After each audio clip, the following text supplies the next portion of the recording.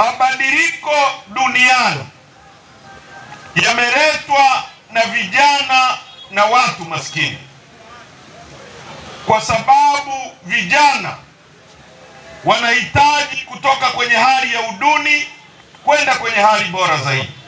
Watu maskini wanahitaji kutoka kwenye hali ya uduni kwenda kwenye hali nzuri zaidi. Kwa hiyo wao wanahitaji mabadiliko. Bakresa au Mo aruhusu kufanya biashara zake, anaishi vizuri, hahitaji mabadiliko, kwa sababu mabadiliko kwake sio kitu cha msingi. Lakini wewe na mimi na mwingine tunayeishi kwenye nyumba ambayo nyumba imekaa hivi, nauliza niue nisiue, malaika wanasaidia, unahitaji mabadiliko. Wewe ambaye hujui utakula nini baadaye jioni, unahitaji mabadiliko. Wewe ambaye hujui mtoto wako akiugua atatibiwa vipi, unahitaji mabadiliko. Na bahati nzuri, nchi yetu ni nchi iliyojaliwa rasilimali za kiraia. Ukianzia kwetu Tarime unakutana na dhahabu, ukienda Geita unakutana na dhahabu, ukienda Kahama unakutana na dhahabu, ukienda Shinyanga unakutana na dhahabu, ukienda Mbogwe ni dhahabu, ukienda Chunya ni dhahabu, ukienda Ruangwa ni dhahabu. Nchi yetu ni nchi ya 3 kwa kuwa na dhahabu nyingi duniani. Nchi ya 3 duniani. Nchi ya kwanza kwa kuwa na mlima mrefu kuliko yote Afrika, ya 2 duniani. Nchi ya kwanza kwa kuwa na ziwa lenye kina kirefu kuliko yote Afrika, ya 2 duniani, ziwa Tanganyika. Nchi yenye ziwa lenye upana kuliko yote Afrika, ya 2 duniani. Nchi yenye chuma, nchi yenye makaa ya mawe, nchi yenye Tanzanite, haipatikani kwingine kokote duniani isipokuwa Tanzania. Lakini Tanzanite yetu inaajiri Wahindi milioni 6, na nchi inayouza Tanzanite kuliko zote duniani ni India, lakini Tanzanite inapatikana Tanzania peke yake. Tuko hapa kwenye nchi yenye utajiri wa kila aina, watu maskini. Leo tunapita Chamanzi, hii barabara imejengwa, mimi sio mwenyeji wa huku, lakini sidhani kama ni barabara iliyojengwa miaka 6 iliyopita. Sina uhakika kwa jinsi ninavyoiona. Kama una serikali inayojenga mchirizi huu miaka hii, alafu tena baada ya miaka 5-6 hapa paanze kupanuliwa, wabomolee watu majumba, tuna serikali inayofikiri miaka 2 nyuma. Yaani tuna serikali ambayo mimi nikiwa bungeni ilikuwa inajenga barabara ya kutoka Posta kwenda Bagamoyo, alafu miaka 2 baadaye inaanza kuchimbua, inaweka mwendo kasi pale. Yaani kwamba miaka 2 nyuma haikufikiria kwamba itahitaji mwendo kasi iweke moja kwa moja, imejenga baada ya miaka 2 wanabomoa ile barabara, wanaanza kuweka mwendo kasi pale. Kwa hiyo ndugu zangu wa Dar es Salaam, ndugu zangu wa Chamazi, mabadiliko duniani yanaanzia kwenye miji mikubwa.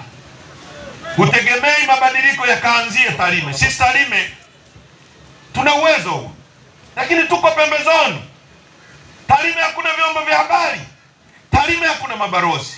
Tulikuwa Mbeya, Mbeya ni pembezoni. Hapa tukiamua kusimamisha nchi hii masaa 2, Samia atapiga magoti na serikali yake, kwa sababu hapa ndio kwenye kila kitu. Tuna nchi ya ajabu ambayo watu mmezoea umaskini mpaka mnaambizana, mimi umaskini wetu ametupangia Mungu, kwamba Mungu tunayemjua, tunayemwabudu, ambaye vitabu vyote vinatufundisha kwamba Mungu wetu ni wa haki, hana upendeleo, Mungu aliyetupa Tanzanite, Mungu aliyetupa makaa ya mawe, Mungu aliyetupa chuma, Mungu aliyetupa dhahabu, ametaka wewe uwe maskini, mimi niishi vizuri. Mnaamini hivyo? Kwamba huyu Mungu aliyeleta hakukuweka jangwani, amekuweka Tanzania, ametaka wewe uishi vibaya, alafu Samia aishi vizuri. Umaskini wetu ni wa kutengeneza. Kuna watu ambao wana fikra za ajabu sana. Lissu anapewa kesi ya uhaini, wanakaa kwenye ofisi za umma. Leo msikilize Mrisho Gambo.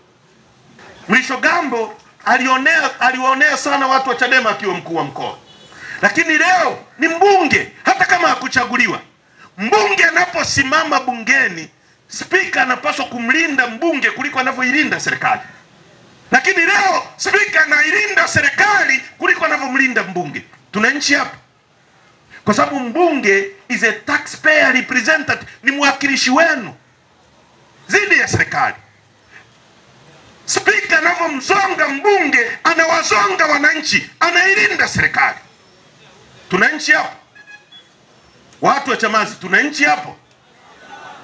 Mpo asubuhi mpaka jioni mna debate kuhusu mpira, goli la chama.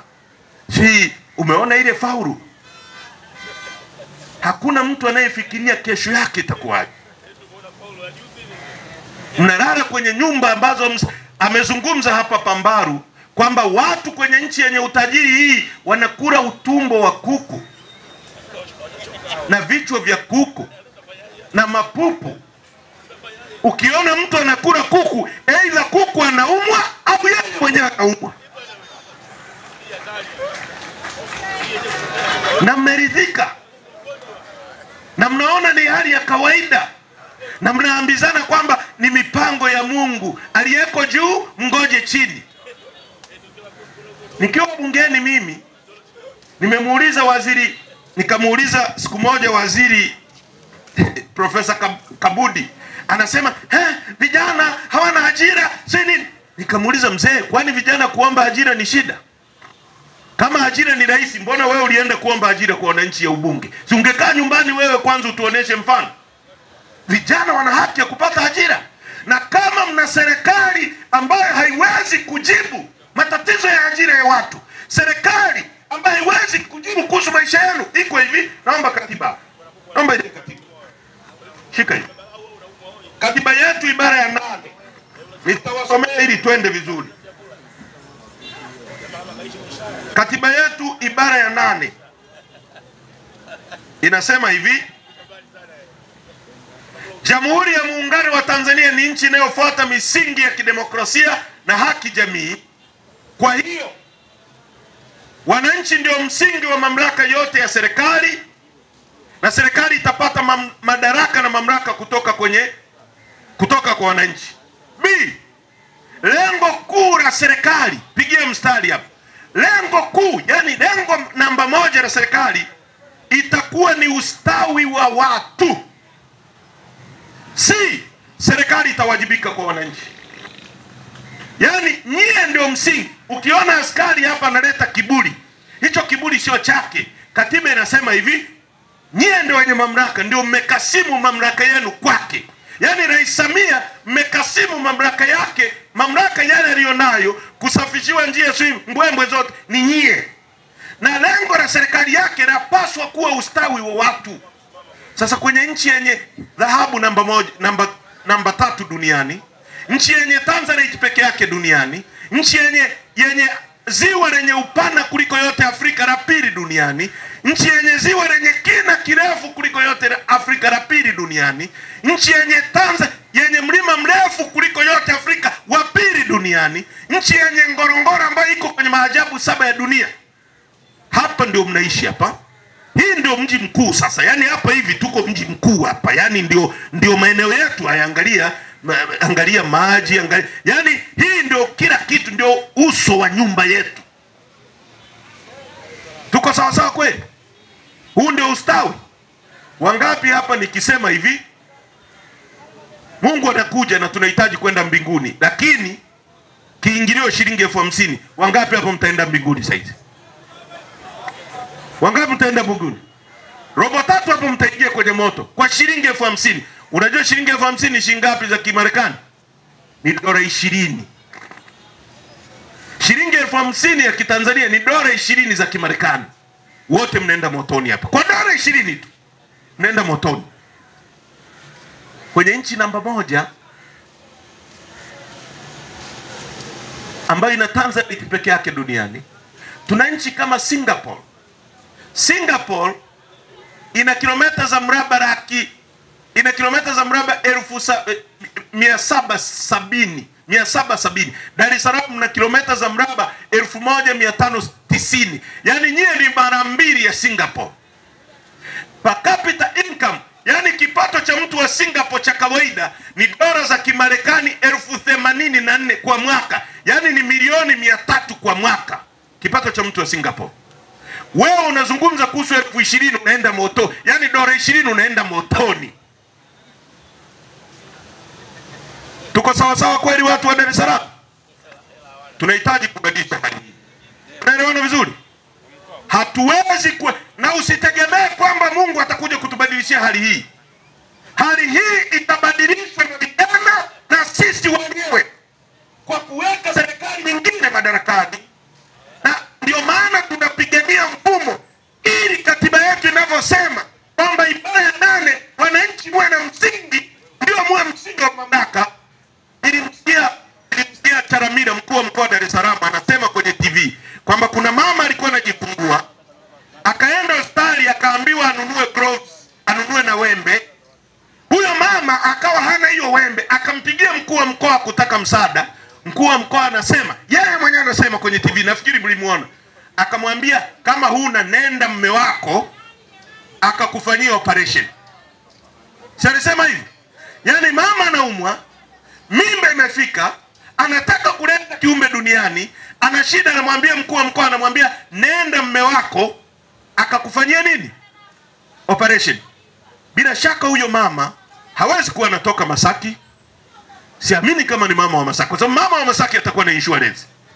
Siamini kama ni mama wa mbunge kama mimi ambaye nilikuwa nalipwa milioni 12, mke wangu ana insurance.